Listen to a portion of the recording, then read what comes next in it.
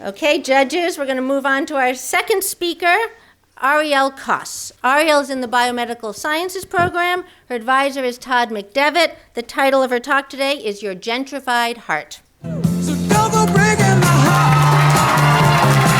I won't go breaking your heart. Don't go breaking my heart.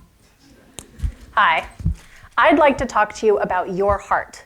And I want you to think, if your whole body were like a city, what kind of neighborhood would your heart be?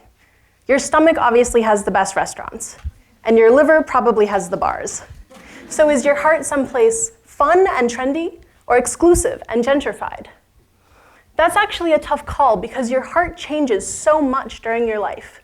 For example, if you or I have a heart attack, our hearts never really recover. As a result, heart disease is the #1 killer in developed nations. And there's no cure, no remission, just expensive drugs. That's not true when we're babies, though, or before we're born. In the womb, your heart cells can divide over and over again, which means they can always heal themselves. So what changes? Science has been asking that for the last 10 years. We have studied every little thing that changes in the heart cells, and we still don't have the full story. So my thesis asks, if it's not something inside the cells, what's outside them? What is the neighborhood like? It turns out there is a web of sticky proteins around every cell in your body, and cells use this web to move around, kind of like roads to drive on.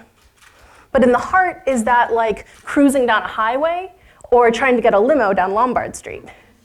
And this matters because if cells can't even move, how can they divide? Your heart, believe it or not, goes from one extreme to the other. In the womb, your heart has a ton of a protein called fibronectin, which is a cell's favorite for moving around and dividing. The adult heart, on the other hand, doesn't. It's made mostly of collagen.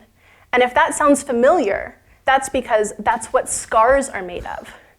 And a tough protein like that is important for a heart that needs to keep beating every day for the rest of your life. But it also suggests that maybe your heart has already been gentrified by all this collagen that's moved in and doesn't want anything else to change, even when it needs to heal.